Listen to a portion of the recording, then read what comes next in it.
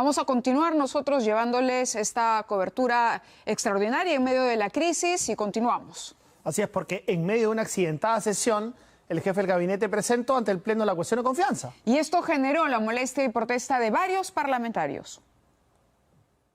Ingresa el presidente del Consejo de Ministros, Salvador del Solar. Esperó en una sala contigua por más de 3 horas. El congresista Gino Costa le cedió su escaño para poder formalizar su pedido. En nombre del Consejo de Ministros, hago cuestión de confianza en este mismo momento, para que el Parlamento decida si nos otorga la confianza y considera, por lo tanto, que hay que hacer uso de transparencia, o para que nos la niegue si considera que va a seguir adelante con ese procedimiento. El jefe del gabinete ministerial, Salvador del Solar, cerró así su presentación ante el Pleno. El camino no fue nada fácil. Según el artículo 129 de la Constitución, estaba respaldada su asistencia y participación al debate. No puede votar, pero tiene las mismas prerrogativas de un congresista. Hemos quedado por cortesía, no es que sea una obligación. Tiene usted 10 minutos, primer ministro, y después se tiene que retirar. Y un reconocimiento, señor presidente, a la cortesía que me brinda para hablar, que sin embargo me lleva a tener que decir que es el artículo 129 de la Constitución el que me faculta hacer uso de la palabra con independencia de su tan amable cortesía. Sustentó la cuestión de confianza. Señaló que la actual modalidad aplicada por el Congreso para elegir a los integrantes del Tribunal Constitucional por invitación fue pensada para ser usada solo de manera excepcional. Desde el año 2014 en adelante solamente hemos venido utilizando la modalidad por invitación, sin hacer uso de la transparencia que necesitamos para conocer la catadura moral, el nivel profesional, el apego a los principios democráticos de los postulantes. La coyuntura actual, aseguró, obliga al Congreso a ser lo más transparente posible. Insistió en señalar la crisis de legitimidad de los poderes del Estado. En el 2014 pasaron 3 meses entre la instalación de la comisión especial y la presentación al Pleno. Y en el 2017 pasaron apenas 6 días para el mismo lapso, para elegir a un integrante. Este año han pasado solo 5 días. Que hagamos eso al país. Estamos en una crisis de confianza que necesita altas dosis de transparencia. No seamos apresurados, no lo hagamos sin audiencias públicas. Tengamos la posibilidad de que se interpongan tachas. ¿Por qué no hacerlo? ¿Por qué la prisa?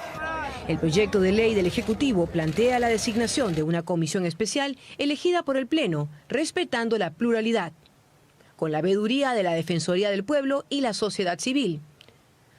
La convocatoria de candidatos del TC se haría vía el diario oficial. Concluido el periodo de tachas, los postulantes pasarán por audiencias públicas con preguntas sobre la trayectoria personal y profesional. Según se lee, la elección sería individual, de manera pública, en el orden de calificación obtenida en la evaluación.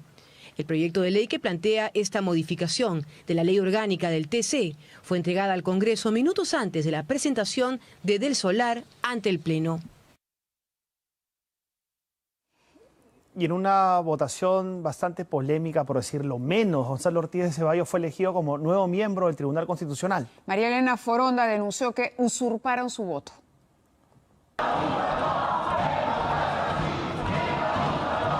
En medio de airados reclamos, en el pleno del hemiciclo finalmente se concretó la elección del nuevo integrante del Tribunal Constitucional. Parlamentarios del Nuevo Perú y el Frente Amplio reclamaron sobre una supuesta impertinencia para someter a votación esta elección. Y nosotros desde aquí no permitiremos que se nos cuestione la idoneidad que tenemos por el voto popular. Vivimos en un Estado de Derecho, señor presidente, y ese Estado de Derecho lo defenderemos. Serán los votos los que decidan si habrá nuevos miembros del Tribunal Constitucional o no. Tras las intervenciones se procedió a la votación. Pese a la presentación de la cuestión de confianza que solicitó modificar las reglas para la elección de los miembros del Tribunal Constitucional y que la misma se aplique para los actuales procedimientos. Se presentó una cuestión previa, pero esta fue rechazada. Se cierra el registro de asistencia. Al voto han registrado su asistencia 118 congresistas. Al voto. Por ello, Gonzalo Ortiz de Ceballos Olaechea, el primer candidato de la lista, pasó a ser votado. Requería un mínimo de 87 votos. Finalmente, se concretó la elección. 87 votos a favor, 3 en contra, 2 abstenciones. ¡Más! Vilcatoma, verde, 88 votos a favor, 3 en contra, 2 abstenciones. En consecuencia, el señor Gonzalo Ortiz de Ceballos Olaechea ha sido elegido magistrado del Tribunal Constitucional. Pese a los reclamos, siguieron con el segundo candidato, Manuel Sánchez Palacios. Él no alcanzó la votación requerida. Se levanta la sesión. Finalmente, el pleno fue suspendido. Mientras el presidente anunciaba la disolución del Congreso, en el hemiciclo se debatía la cuestión de confianza. Y en medio del alboroto, la votación en el Pleno confirmaba que todo estaba consumado. Obviamente, de manera... La noche del domingo, el presidente de la República dejó en claro el porqué de la prisa del Congreso en elegir a los miembros del Tribunal Constitucional. La prisa es para poder librarse, o sea, para cuando después que haya la identificación de los codinomes y se determine que hay personas que pueden ser conocidas, entonces ya tener un Tribunal Constitucional con una composición que le dé cierta tranquilidad. Por eso, si la cuestión de confianza presentada por el Premier para detener dicha elección fuera denegada, a Martín Vizcarra solo le quedaba un camino. Obviamente, de negar la confianza del planteamiento que hemos hecho a través de este proyecto de ley, obviamente haríamos, si es que se deniega la confianza, tendríamos que actuar según la Constitución. La Constitución le permite cerrar el Congreso.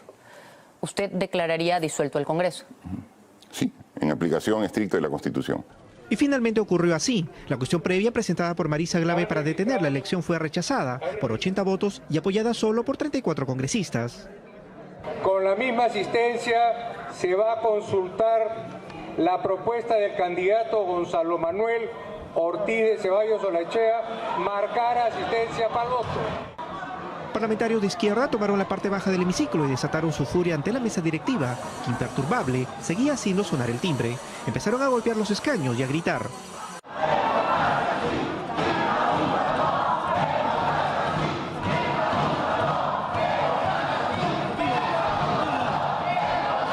Fuerza Popular también salió al choque y cada bando luchaba por no ver más su bandera. En medio del alboroto, la votación confirmaba que todo estaba consumado. 88 votos a favor, 3 en contra, 2 abstenciones. En consecuencia, el señor Gonzalo Ortiz de Ceballos Olaechea ha sido elegido magistrado del Tribunal Constitucional. Casi al mismo tiempo se ejecutaban dos medidas en escenarios distintos. Vizcarra aparecía ante el país para cumplir su promesa. No se dio la prioridad que la cuestión de confianza merece y luego se aprobó el primer miembro de un tribunal express en una dudosa votación. He decidido disolver constitucionalmente el Congreso y llamar a elecciones de congresistas de la República. Mientras que en el Congreso ya disuelto, se aceptaba la cuestión de confianza del presidente del Consejo de Ministros. 50 votos a favor, 31 en contra, 13 abstenciones. Ha sido aprobada la cuestión de confianza planteada por el señor Salvador del Solar Labarte. Pero Olaechea suspendió la sesión anunciando que se le comunicaría al presidente Martín Vizcarra la decisión tomada. Pero esto sería solo el inicio del final, con el castillo de naipes en caída.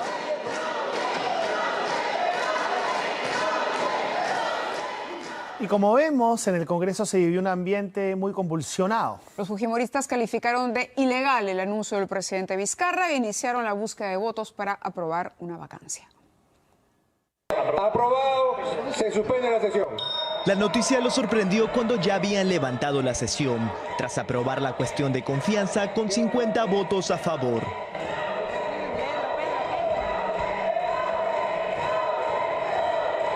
He decidido disolver constitucionalmente el Congreso y llamar a elecciones de congresistas de la República.